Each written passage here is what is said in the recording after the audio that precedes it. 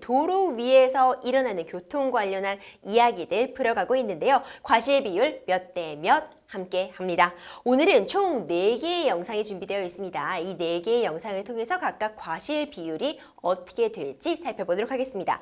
먼저 첫 번째 영상 함께 보시죠. 볼게요 한번.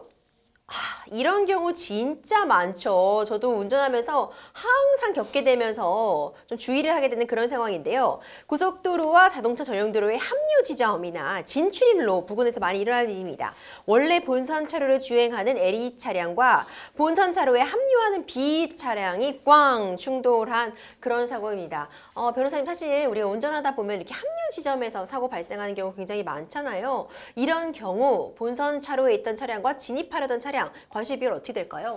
예, 기본적으로 본선 차로에 있던 차량의 과실을 30, 그리고 합류하는 차량의 과실을 70 정도로 보는 것이 맞을 것 같습니다.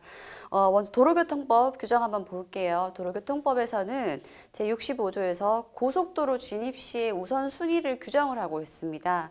자동차의 운전자는 고속도로에 들어가려고 하는 경우에는 진입차로에 들어가는 경우죠. 그때는 고속도로를 통해 가고 있는 본선 차로에 다른 자동차의 통행을 방해해서는 아니 된다라고 함으로써 누가 더 과실 비율이 많은지를 분명히 이야기를 하고 있습니다. 그렇죠. 따라서 이 규정에서 두고 있는 바와 같이 고속도로에 진입하는 차량은 고속도로를 진행하고 있는 원래 차량의 통행을 방해하여서는 아니 되므로 합류 차량이 일단 과실이 중합니다. 하지만 본선 차로는 괜찮으냐, 과실이 없느냐라고 하면은 합류 지점이다. 그렇다면은 진출입로 부근에서는 차량의 진입이 빈번하게 이루어지기 때문에 충분히 예상하고 대비해야 할 주의무 분명히 있지요. 따라서 합류 차량에 대해서는 70, 그리고 본선 차량에 대해서는 30 정도의 과실 비율을 부과해 보았습니다. 유사한 사례에서 유사하게 30대 70으로 인정한 서울고등법원의 판결례도 있으니 참조 가능합니다. 그렇군요. 변호사님, 다음 영상들 차례로 살펴보면서 좀 더 과실 비율에 관한 이야기 나눠보도록 하겠습니다. 다음 영상 함께 보시죠. 이번 경우는 차로가 줄어드는 경우에 발생하는 사고 상황입니다. 고속도로 등의 차로가 감소되는 지점에서 본선 차로를 주행하고 있던 A 차량과 본선 차로에 합류하고자 하는 B 차량이 꽝 충돌한 사고입니다. 본선 차로 A 차량 과실과 또 이제 진입하는 B 차량 과실 어떻게 될지 궁금하거든요. 변호사님, 이 과실 비율 좀 설명해 주세요. 예, 직전 사항과는 좀 다르죠. 직전 사항은 고속도로 진입 시의 우선순위와 관련된 이야기였는데요. 이번에는 전형적으로 진로 변경과 관련되어 있는 이야기죠. 도로교통법 19조에서는 진로를 변경하려는 경우에는 변경하려는 방향으로 오고 있는 다른 차의 정상적인 통행에 장애를 줄 우려가 있을 땐 진로 변경을 해서는 안 된다라고 규정함으로써 진로를 변경하려는 차량에 대해서 더 중한 과실을 부여하고 있습니다. 따라서 합류 차량에게 상당한 주의 의무가 있다라고 보셔야 될 것 같고요. 반면에 본선 차량도 어느 정도의 과실은 있죠. 즉 특히 이 사안 같은 경우에는 그림을 보시면은 차로가 감소되고 있다는 거죠.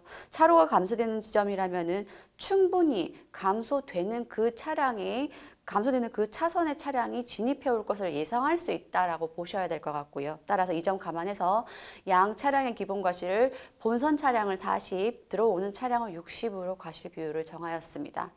그렇군요. 이제 들어오려던 차량을 60 정도 좀 더 높게 봐주셨네요. 다음 과실 비율 몇 대 몇 사례 함께 보시면서 좀 더 얘기 나눠보겠습니다.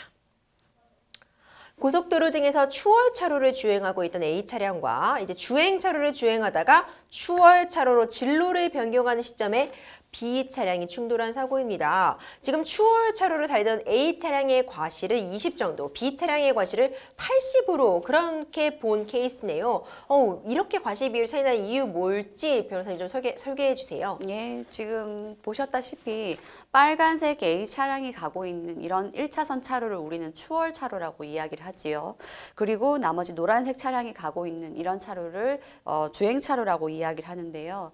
잘 아시다시피 추월차로인 경우에는 통상적으로 다른 주행차로에 비해서 차량들이 훨씬 고속으로 달리고 있습니다. 따라서 고속이라는 점을 충분히 예견 가능하다라고 봤을 때 그럼에도 불구하고 주행차로로부터 추월차로로 진로 변경하려는 차량은 훨씬 더 고도의 주의 의무가 필요하다라고 보셔야 될 것 같고요. 따라서 추월 차로로 진로 변경하려는 차량의 과실을 80으로 보았고요. 그리고 추월 차로를 원래 달리고 있던 직진을 달리고 있던 차량에 대해서도 어느 정도 피하여야 할 주의문이 있다라고 해서 20으로 정해 보았습니다. 그렇군요. 과실 비율 몇 대면 마지막 사례 함께 보시면서 과실 비율 좀 더 얘기 나눠보도록 하겠습니다. 함께 보시죠. 네, 이번에는 고속도로에서 주행차로를 주행하는 A 차량과 추월차로 또는 이제 다른 주행차로가 될 수 있겠죠.